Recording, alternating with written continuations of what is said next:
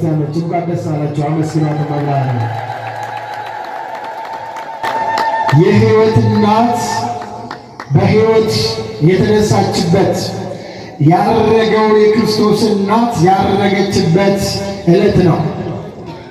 ይህን ቃል የተናገረው ልበ አምላክ ነቢየ እግዚአብሔር ቅዱስ ዳዊት ነው። ንጉሥ ዳዊት በዘመኑ እግዚአብሔርን ያገለገለ፣ በዘማሬው እግዚአብሔርን ያስደሰተ፣ በአገልግሎቱ እግዚአብሔርን ያስደሰተ ታላቅ የእግዚአብሔር ሰው ነው።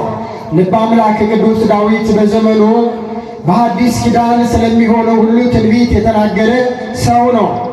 በብሉይ ኪዳን የተነገረው መዝሙራት፣ የተዘመሩት መዝሙራት፣ የተነገረው ትንቢት፣ የሙሴ ሕግ ሁሉ ፍጻሜውን ያገኘው በሐዲስ ኪዳን በመድኃኔ ዓለም በኢየሱስ ክርስቶስ በእናቱ በድንግል ማርያም በቅዱሳን ሐዋርያቱ አገልግሎት ብሉይ ኪዳን በሐዲስ ኪዳን ፍጻሜውን አግኝቷል። ታዲያ ጌታ በነቢያት በመዝሙራት በሕግ መጻሕፍት ስለ እኔ የተነገረው ሁሉ ተፈጸመ እንዳለ ብሉይ ኪዳን ትንቢት ነው፣ ሐዲስ ኪዳን ፍጻሜ ነው። ነቢዩ በትንቢቱ አንተና የመቅደስህ ታቦት ወደ ዕረፍትህ ተነሳለ።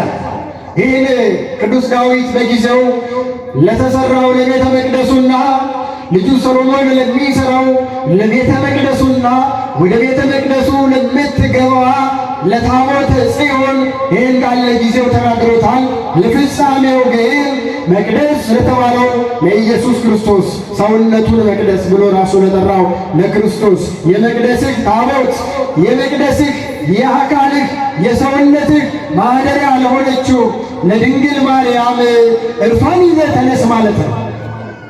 ቅዱሳን አባቶቻችን ይህንን ቃል ከድንግል ማርያም ትንሣኤና ዕርገት ጋር አዋህደው አመሳጥረው ተርጉመው አብራርተው አስቀምጠውልናል። ከድንግል ማርያም ትንሣኤ ጋር የመቅደስህ ታቦት አለ። ታቦት ማለት ቀጥታ ቃሉ ሲተረጎም ማደሪያ ማለት ነው። በብሉይ ኪዳን የጽላቱ ማደሪያ፣ በአዲስ ኪዳን ጽላቱን ታቦት እንለዋለን፣ ታቦቱን ጽላት እንለዋለን።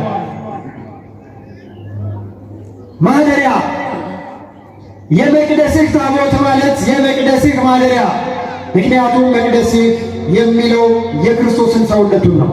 ራሱ መድኃኔዓለም በዚህ ምድር ላይ በነበረበት በሚያስተምርበት ጊዜ ይህን ቤተ መቅደስ አፍርሱት፣ በሦስተኛው ቀን እኔ እሠራዋለሁ አላቸው አይሁድን። እንዴ ምን እያለ ነው? 40 ዘመን እኮ ጨርሷል ቤተ መቅደስ፣ እንዴት በሦስተኛው ቀን እኔ እሠራዋለሁ ይላል? እንዴት አስነሳዋለሁ ይላል አሉ። ጌታ ግን ይሄ ቤተ መቅደስ ብሎ የጠራው ሰውነቱን ነበረ፣ አካሉን ነበረ። አፍርሱት ያለ ትገሉኛላችሁ፣ ነገር ግን በሦስተኛው ቀን ደግሞ እነሳለሁ ያላቸው ነው። ስለዚህ ጌታ